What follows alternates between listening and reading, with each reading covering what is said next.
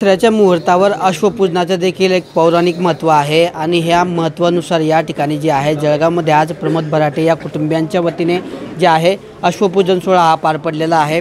आणि तसं जर बघायला गेलं तर हा अश्वपूजन सोहळा हा खानदेशातला पहिला सोहळा असा दावा देखील त्यांनी केलेला आहे। विधिवत या ठिकाणी पुरोहितांच्या उपस्थितीमध्ये या ठिकाणी अश्वपूजन करण्यात आलं। जवळपास 2 तास या ठिकाणी पूजा पार पडलेली आहे आणि जे अश्व आहेत त्यांना आकर्षक पद्धतीने अशी सजावट करून त्यांचं पूजन या ठिकाणी करण्यात आलेलं आहे आणि अशा पद्धतीने अश्वपूजन सोहळा पार पडलेला आहे।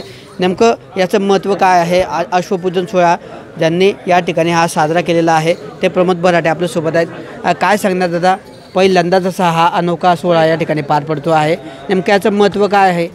बघा, समुद्रमंथनामध्ये जी 14 रत्न सापडले त्या 14मधून अश्व हे तिसरं हे आहे, रत्न आहे की ज्याला फार महत्त्व आहे इतिहासामध्ये।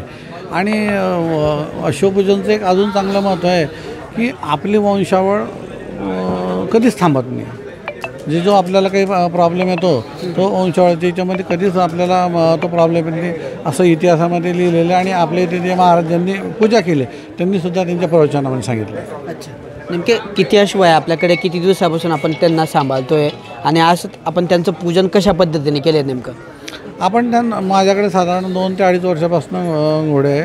त्याच्यामध्ये माझा मुलगा परेश, त्याला फार त्याची आवड आहे, त्यामुळे 2-2.5 वर्षापासून आम्ही करतो। पण ही पूजा आम्ही पहिल्यांदाच केली, आम्हालाही त्याचं महत्त्व गेल्या 1 महिन्यापासून आम्ही पूर्ण त्याचं महत्त्व बघितलं ते कसं राहतं काय राहतं आणि त्यानुसार आम्ही महाराजांना विचारून ती पूजा यावर्षी आपण केली। कारण माझ्या माहितीप्रमाणे खानदेशामध्ये अशी पूजा पहिल्यांदाच झाली असं आम्हाला वाटतं। दादा, आपला घोड्याचा छंद आहे, मात्र आज पहिल्यांदा त्यांच्या अशा पद्धतीने पूजनाचा सोहळा पार पडलेला आहे। मला घोड्याचा छंद हा बालपणापासून होता, पण तेव्हा वागवता येत नव्हते। पण ते शिकल्यानंतर आम्ही एक घोडा घेऊन बघितला, तो चांगल्या प्रकारे आम्ही मोठा केला। त्याच्यानंतर आम्ही बाकीचे घोडे केले आणि जेव्हा आम्हाला माहीत पडलं की असंही पूजन असतं तर आम्ही त्याचा शोध घेतला आणि नंतर आम्ही मग ते पूजा करायला ठरवलं।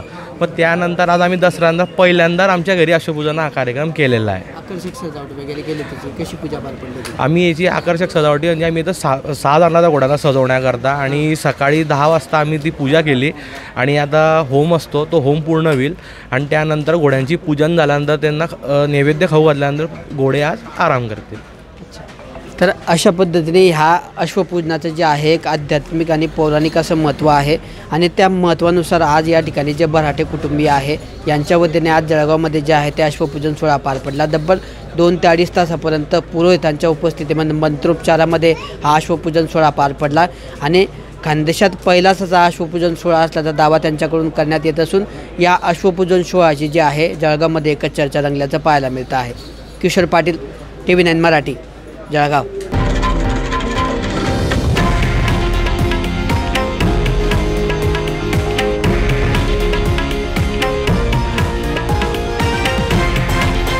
हे आहे देशातील नंबर 1 न्यूज नेटवर्क आणि आपण पाहत आहात TV9 मराठी, एकमेव।